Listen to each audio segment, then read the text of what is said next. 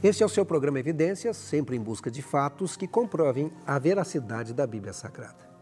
Eu quero oferecer a você um curso bíblico inteiramente grátis. Escreva para nós. Nosso endereço é evidências@novotempo.org.br ou pelo correio, Programa Evidências, Caixa Postal 7, CEP 12.300-970, Jacareí, São Paulo. Ou ainda pelo telefone 0 operadora 12 21 27 31 21. Hoje vamos visitar o Egito. E visitar o Egito é visitar o passado, pois a história permanece visível nos monumentos e nos artefatos dos museus do Antigo Egito. Como era a vida dos faraós? Como era a luta pelo trono ou a sucessão ao poder?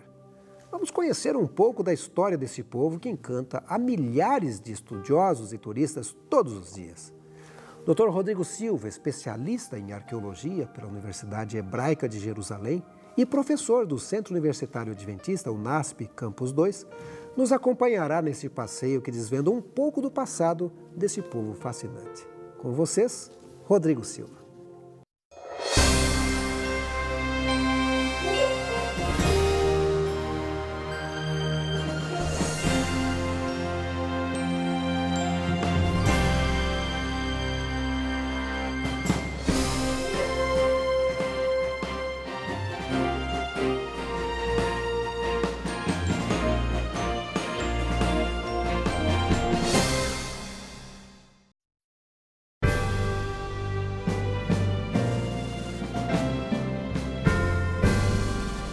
De todas as antigas civilizações do mundo que ainda deixaram monumentos para a posteridade, o Egito é, sem dúvida, a que mais fascina os amantes da história antiga.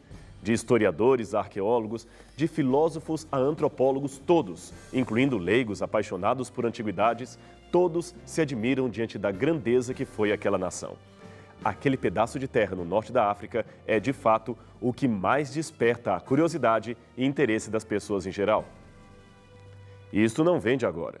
A própria visão das pirâmides, cercada de explicações dadas por Cleópatra sobre a grandeza dos faraós, fez César almejar para si o mesmo brilho divino e real que fez de Quéops e Ramsés os grandes senhores do Nilo. O sistema imperial de Roma, que se seguiu após César, foi, na opinião de muitos, uma transferência e adaptação do sistema faraônico para a política romana. Como aconteceu no Egito, os imperadores de Roma também queriam ser deuses para a população. Na civilização egípcia, os faraós eram considerados deuses vivos. Os egípcios acreditavam que estes governantes eram filhos diretos do deus Osíris e, portanto, agiam como intermediários entre os deuses e a população. Eles possuiriam poderes absolutos na sociedade, decidindo sobre a vida, política, religião, economia e até ação militar. Como a transmissão do poder no Egito era hereditária, o faraó não era escolhido através do voto, mas sim por ser filho de outro faraó. Desta forma, muitas dinastias perduraram centenas de anos no poder. Os impostos arrecadados no Egito também se concentravam nos cofres faraônicos, sendo que era o monarca quem decidia a forma que os tributos seriam utilizados. Grande parte desse valor arrecadado ficava com a própria família do faraó, sendo usado para a construção de palácios, monumentos, compras de joias, etc.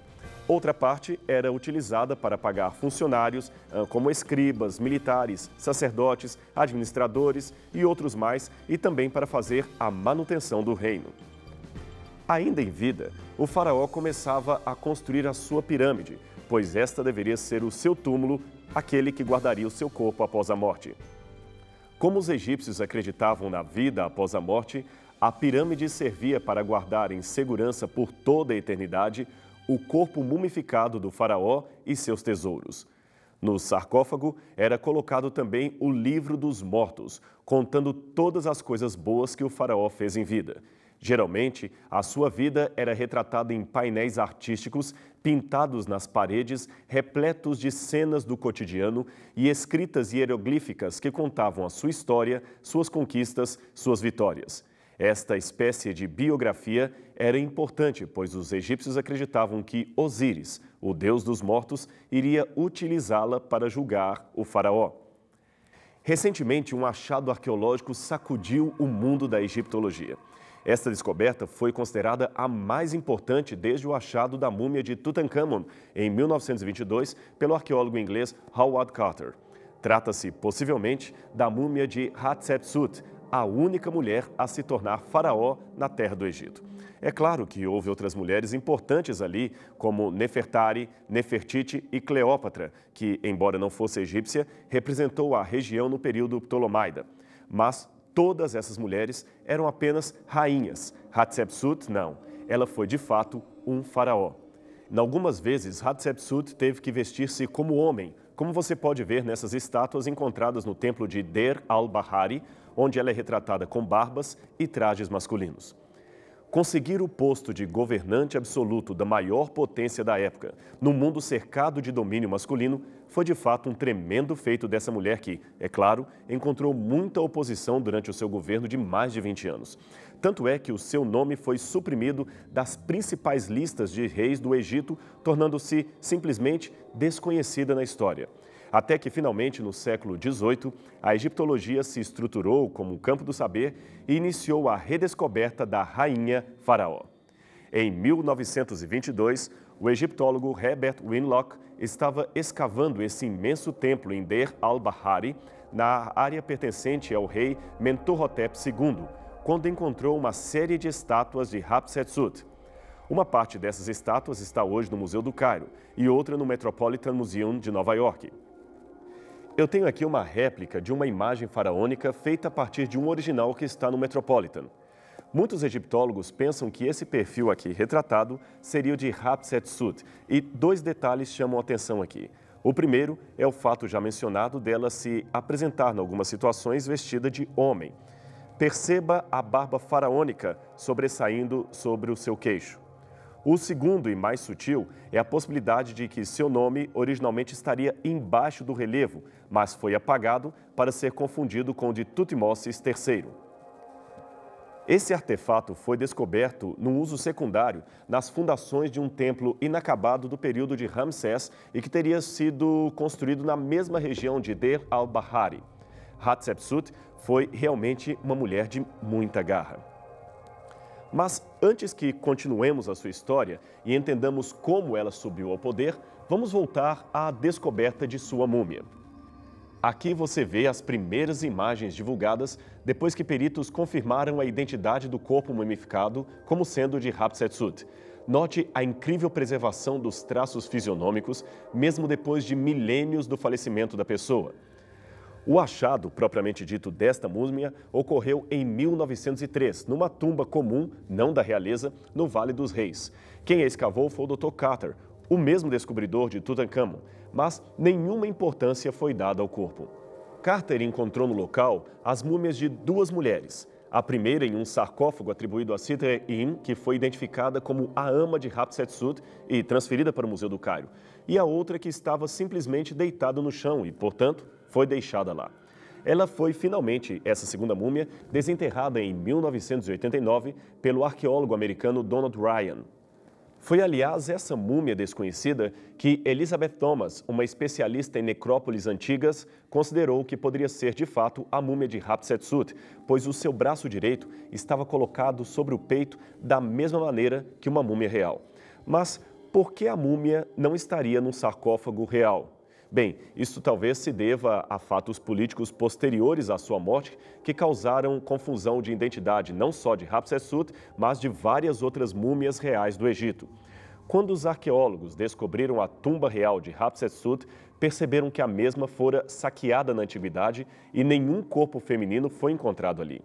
A tese de alguns seria de que Tutmoses III, seu sucessor, na tentativa de eliminar todos os vestígios do seu reinado, mandou depredar o interior do templo, de modo que sacerdotes leais à velha rainha provavelmente transferiram seus restos mortais para Deir al-Bahari, a fim de protegê-los de profanações destas e de outras épocas de insegurança política. É claro que existem alguns acadêmicos que objetam a esta identificação da múmia com Hatshepsut. Contudo, há outros elementos ainda bastante curiosos a respeito desta descoberta apresentada pelo arqueólogo Zahir Hawass, que está chefiando as pesquisas. Aqui você vê Hawass examinando pela primeira vez a múmia que havia sido deixada para trás no túmulo de Bahari. Note o detalhe da mão sobre o peito observada por Elizabeth Thomas. Em seguida, a mesma múmia é transportada para os porões do Museu do Cairo junto com outras a fim de se processar a identificação. O próprio Hawass acreditava até recentemente que essa múmia não poderia ser mais que uma empregada, principalmente pelos traços de obesidade que ela revelava, o que seria, admitamos, um estereótipo moderno, mais do que uma preocupação da época. Porém, ele mudou a opinião graças ao achado de novas evidências. A empregada, na verdade, era outra, a múmia de Sitre-Im, que seria a dona da tumba, e ama de leite de Hatshepsut, que, por alguma razão, teve o seu corpo transferido para o jazigo daquela que cuidou dela em vida.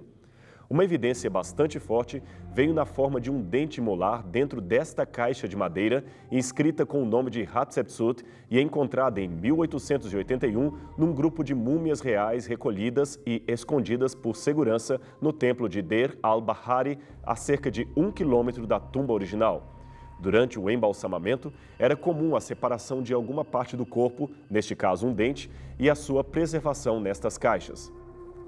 Um dente é como uma impressão digital, explicou Hawass, e é 100% definitivo. O dente que estava na caixa e que teria sido da rainha tem 1,8 centímetros de largura e, coincidência das coincidências, a múmia encontrada também tinha um dente faltante exatamente com as mesmas proporções. Estas são as radiografias computadorizadas do dente encontrado na caixa e também da mandíbula da múmia, feitas pelo Dr. Gaal El-Beheri, da Universidade do Cairo. Outro professor de ortodontia, o Dr. Zahia Zakaira, ainda examinou todas as múmias que supostamente pudessem ser de Hatshepsut e concluiu que o dente se encaixa perfeitamente apenas na mandíbula superior da múmia apresentada por Hawass. Especialistas também estão fazendo exames de DNA e os resultados preliminares mostram semelhanças do material genético desta múmia com a de Ahmose Nefertari, esposa do fundador da 18ª dinastia e possível antepassada de Hatshepsut. Para os que se interessam por historiografia bíblica, o achado da múmia de Hatshepsut tem um sabor especial pela possibilidade desta ter sido a mãe adotiva de Moisés. A palavra de Deus afirma que os filhos de Israel gemiam sob a escravidão e, por causa dela, clamaram e o seu clamor chegou a Deus. Ouvindo Deus o seu gemido, lembrou-se da aliança com Abraão, com Isaque e com Jacó. E viu Deus os filhos de Israel e atentou para o seu sofrimento. Êxodo 2, 23 a 25. Ele levantou um libertador chamado Moisés de maneira maravilhosa, salvo das águas do rio Nilo. A história de Moisés foi mais ou menos assim. Devido ao crescimento do povo hebreu, Faraó temeu que eles acabassem se tornando numerosos o bastante para fazer uma rebelião e, por isso, ordenou a morte de todos os meninos do sexo masculino, de modo que eles deveriam ser atirados no rio para morrerem afogados. Miriam, porém, era uma hebreazinha muito esperta, que, para salvar o irmão recém-nascido, resolveu um plano executado com a sua mãe, colocá-lo num cestinho de junco especialmente vedado e deixá-lo boiando às margens rasas do rio. É bem provável que elas soubessem que ali à frente, no rio Nilo, a filha de Faraó estaria tomando o seu banho de sol e, naquela hora, como os egípcios consideravam sagrada a dádiva do Nilo, a princesa poderia interpretar a chegada do cestinho da criança como sendo um presente dos deuses, o que faria com que ela tomasse afeto pelo bebê. E foi exatamente isso que aconteceu. A princesa viu o pequeno barquinho de junco trazendo o neném e resolveu adotá-lo como seu próprio filho. Miriam, que acompanhava tudo escondida, correu até ela e sugeriu que havia uma hebreia lactante que poderia ser a ama de leite da criança. Essa hebreia, evidentemente, era a mãe verdadeira de Moisés. Assim começa a história deste grande herói hebreu, criado como príncipe nas cortes egípcias, escolhido de Deus para ser o libertador dos filhos de Israel. A vida de Moisés sempre foi marcada de tremendas manifestações do poder divino. A sarça ardente, as pragas do Egito, a visão de Deus pelas costas, a passagem do Mar Vermelho. Foram acontecimentos tão fantásticos que os críticos não tiveram outra reação a não ser seguir o caminho natural da dúvida, negar a sua historicidade. Algumas descobertas, no entanto, têm jogado por terra as teorias revisionistas do Êxodo. Um dos primeiros motivos encontrados pelos céticos para duvidar do relato bíblico era o fato de que a história de Moisés, sendo salvo do Nilo, parecia-se muito com a saga de outros heróis da antiguidade. O mito de Sargão I, o grande rei de Acade, é um bom exemplo. Sargão governou a Babilônia na segunda metade do terceiro milênio antes de Cristo e foi um personagem legitimamente histórico, mas com um surpreendente começo de vida. A semelhança entre o relato do seu nascimento e a narrativa bíblica acerca de Moisés foi tão evidente que alguns concluíram não se tratar de mera coincidência. Este tablete de argila encontrado no Iraque traz um interessante trecho do seu nascimento. Ele diz: Sargão, o rei poderoso de Agade ou Acade, sou eu. Minha mãe era humilde. O meu pai não tive oportunidade de conhecer. O irmão de meu pai vivia nas montanhas. Minha cidade é Azipanu, que está situada na ribeira do Eufrates. Minha mãe me concebeu em secreto ela me deu à luz. Ela me colocou num cesto de juncos e fechou a tampa com betume. Ela me colocou no rio Eufrates, que não me submergiu. O rio me levou boiando até aqui, o regador das águas. Até recentemente, muitos entendiam que este mito seria o texto original que inspirou escribas judeus a criarem uma lenda de um herói hebreu. Afinal, é fato conhecido que em 587 a.C., os judeus foram levados cativos para a Babilônia. Ali eles poderiam ter conhecido a história de Sargão, que foi acrescentada à história de Moisés após o fim do cativeiro, em 537 e 536 a.C. Mas, se provássemos que a história original não vem da Babilônia e sim do Egito, isto mudaria tudo. Afinal, se o texto bíblico for o reflexo de um mito babilônico, este deverá ser, obrigatoriamente, o direcionador literário de seu conteúdo. Logo, devemos ir direto ao texto hebraico e descobrir que cultura está por detrás de sua trama, a babilônica ou a egípcia. Respondendo a esta problemática textual, o egiptólogo James Hofmeyr, da Trinity International University, em Illinois, Estados Unidos, e autor do livro Israel no Egito, demonstrou, numa pesquisa recente, que, ao contrário do que se esperava, o pano de fundo do Êxodo não é nem de longe o reflexo das mitologias babilônicas. Seu texto original encontra-se permeado de antigos termos técnicos egípcios que não faziam parte do vocabulário hebraico, muito menos do babilônico usado durante e após o exílico. Palavras-chave da trama como cesto, junco, papiro, linho, ribeira, etc., são inquestionavelmente egípcias, e não era de se esperar que um escriba judeu do cativeiro as conhecesse tão bem. Principalmente nessa época, a língua egípcia já havia sofrido modificações profundas, especialmente na escrita, e muitos desses termos estavam, durante o cativeiro, em desuso. Logo, a familiaridade do autor sagrado, do autor do Êxodo, com essas palavras, demonstra que ele só as poderia ter conhecido durante um momento em que viveu nas cercanias do Nilo, num período e tempo muito distantes do cativeiro. De todas as palavras, no entanto, nenhuma oferece maior pista do que o nome do herói em si. Moisés, longe do que deveria ser caso se tratasse de uma lenda semita, não é um nome hebreu, mas egípcio. Sua raiz está no verbo mes ou masé, que quer dizer nascer, ou ainda mese-en, nascido de. Hoje, a maioria dos historiadores reconhece o antigo costume egípcio de colocar nas crianças nomes reais em homenagem aos deuses. Assim, os nomes dos nobres eram, via de regra, a junção de um verbo, geralmente o verbo mese-en, nascer, e o nome de uma divindade. Entre os nomes desse tipo, poderíamos mencionar Amose, o deus da lua nasceu, ou nascido do deus lua, Ramose, o deus sol nasceu, Tutmose, Tot, outra forma do deus lua, nasceu, Pitamose, Pitá, o deus criador, nasceu. Assim, é possível que a omissão do nome de uma divindade egípcia no nome de Moisés se explicaria provavelmente pelo fato de que ele renunciou ao culto idólatra quando atingiu a maioridade. Por isso, seu nome ficou sendo apenas Mose, ou Moisés, sem o complemento divino que talvez existiu na sua infância. Essa é realmente uma sugestão bastante plausível, levando-nos a crer que, originalmente, o líder hebreu teria um deus egípcio acoplado ao seu nome, mas renunciou a esse complemento quando fugiu para o deserto.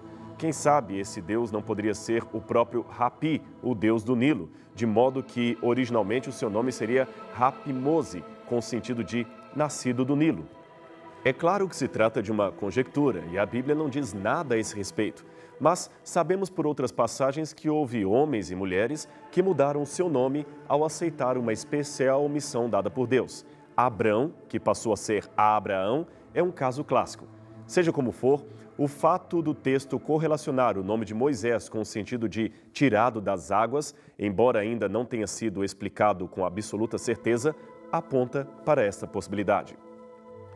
Porém, não obstante tais dificuldades etimológicas, devemos lembrar que colocar crianças em rios para deixá-los à sorte da providência divina não era algo tão incomum no Antigo Mundo.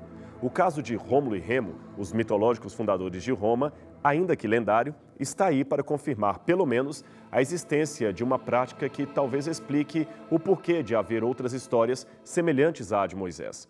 Os rios, geralmente, eram lugares sagrados, locais santos, tanto quanto os templos e as montanhas. Assim, deixar uma criança ali, na esperança de que os deuses cuidassem dela, não parece ser algo difícil de acontecer. No caso da mãe de Moisés, está claro que seu intuito era fazer com que a filha de Faraó encontrasse o cesto e pegasse amor pelo menino. Hoje, sabemos de muitas mães que abandonam seus filhos na porta de igrejas e conventos, pois o ambiente religioso oferece segurança para o seu estranho ato. Naquela época, eram os rios sagrados que desempenhavam esse papel. Hatshepsut, a possível princesa mencionada no Êxodo, foi, por questões políticas, obrigada a se casar com um meio-irmão que ficaria conhecido como Tutmoses II. Quando o faraó morreu, Tutmoses II, o marido e meio-irmão de Hatshepsut, assumiu o poder. E depois de um curto reinado de apenas 4 anos, também veio a falecer, possivelmente assassinado pelos sacerdotes de Amon-Ra, que não o aceitavam por ser um filho ilegítimo do rei.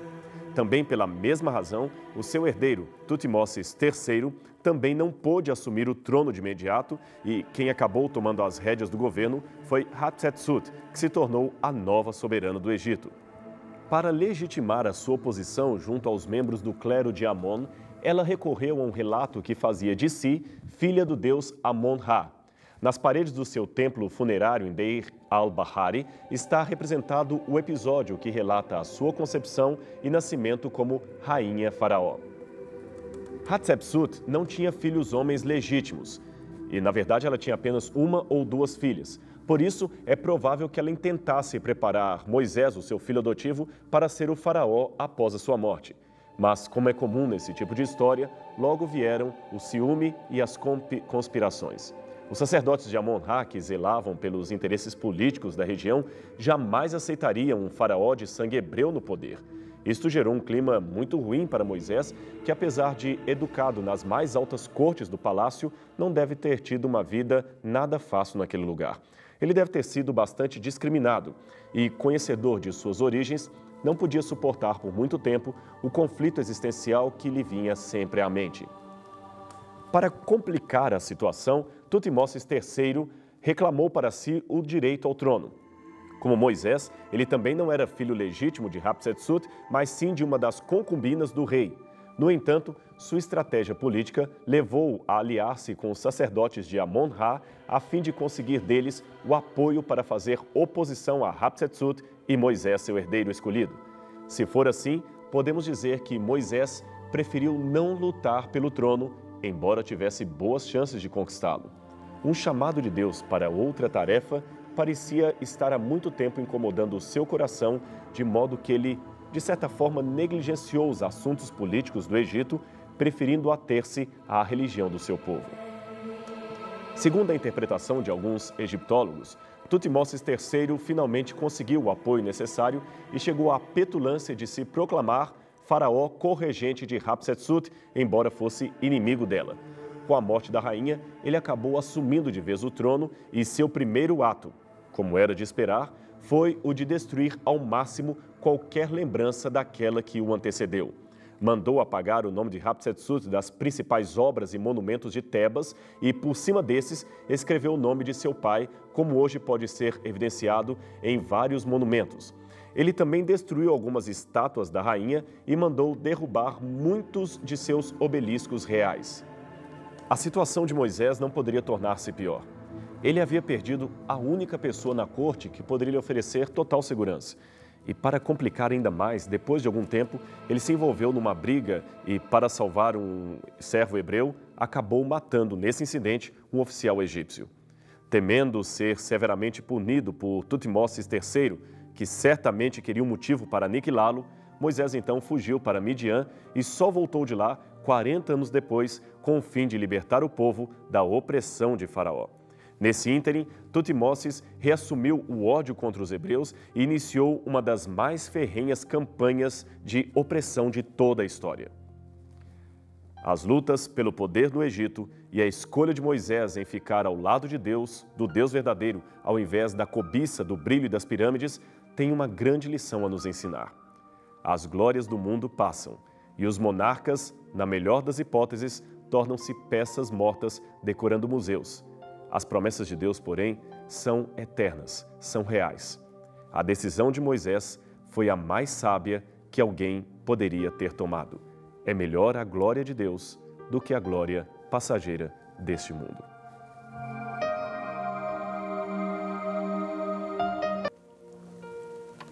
Infelizmente, só sobrou as ruínas de um passado glorioso. Mas para aqueles que amam a Bíblia Sagrada, deixa o texto bíblico que diz: seca-se a erva, murcha-se a flor, mas a palavra do Senhor permanece eternamente. Por isso, se desejar receber gratuitamente o nosso curso bíblico, escreva para evidências@novotempo.org.br ou Programa Evidências, Caixa Postal 7, CEP 12.300.970, Jacareí, São Paulo. Ou nos ligue pelo telefone 0 operadora 12 21 27 31 21. Próxima semana voltaremos com mais um programa Evidências, o programa que busca fatos que comprovem a veracidade da Bíblia Sagrada. Até lá!